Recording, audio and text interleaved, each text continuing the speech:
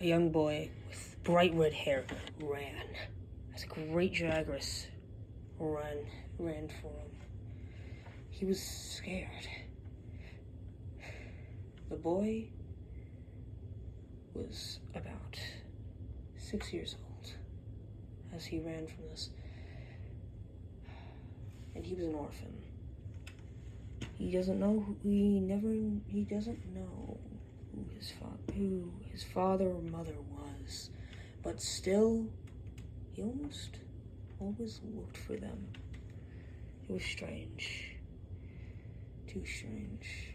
This great Jagras pushed over the boy and roared, his voice booming. Strange noises came from this Jagras. It wasn't normal. It was clear of that. Boy, a man ran towards it with 2 blades in hand, bone blades, to be more specific, draped in cloth and guarded in guards made of bone, monster bone. The boy was scared, terrified at the sight of this monster. But as the man ran up, he sliced it down. He fell.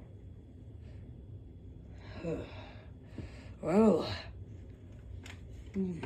boy, what is your name? The man turned around and looking at him, at the boy. The boy piped up. My name is Blake. It's nice to meet you. That's quite a voice for someone who looks so young for us, you. Ha ha ha. Well, no, it's a condition. Oh, well, I'm sorry for that. Well, is there anything I could do? The monster still ravaged. It wasn't dead. It was merely stabbed. The great Jagras ran up and tried to bite down onto Duros. The man, Duros, he blocked it, slashing it through its mouth. You don't go down easily, do you? The great Jagras, it looked dead, lifeless. But it got up. What are you? At that moment, the dual blades hit a perfect hit, slicing the head directly off of the great Jagras. Duros clapped his hands together and sheathed the blades. Well, young boy, Blake was it?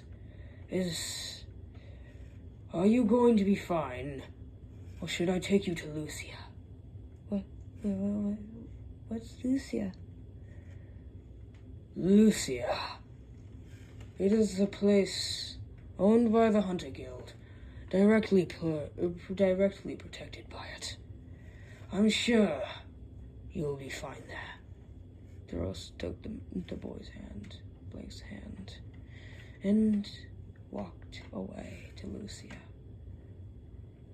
And when he got there, he set the boy down at his place in Lucia that the Hunter Guild provided him.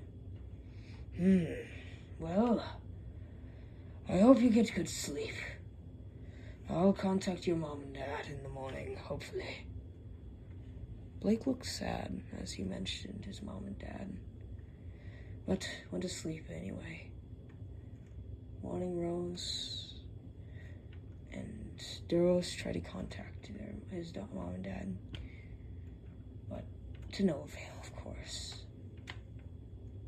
They seemed to not want a single bit of him, not want a single shred to do with him. Duros kept looking around, kept searching, but once again to no avail. The boy, he sat down almost trembling in his seat. He looked sad, sadder than what he did before. Well, what is on your mind, boy? It's been about 3 months by this time. It's that they never try and find me. Blake looks down, sad. No, with no grin, no joking, he was sad. And I see. Well, let not the times of the past affect you, but think about the future. What is here for you is what will always be there. But what has abandoned you and left you to die will never be by your side, and don't deserve to. You're a great man, Blake. But you're young. Rest. It was about midnight. Duros and Blake both went to sleep. Years later, about two years later, Blake is 8, and he had been playing around with the blades.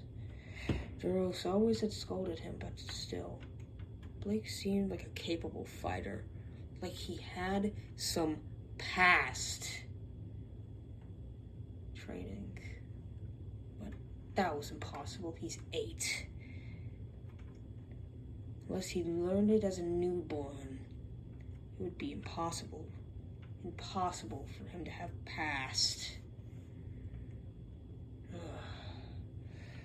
Boy, it's impressive how you wield them, but still, we don't want you being hurt.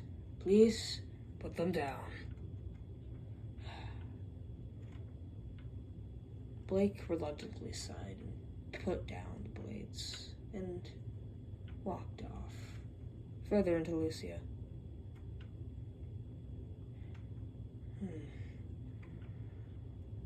Duros noticed that he wasn't that sad anymore. He wasn't that heartbroken. He'd been truly looking into the future.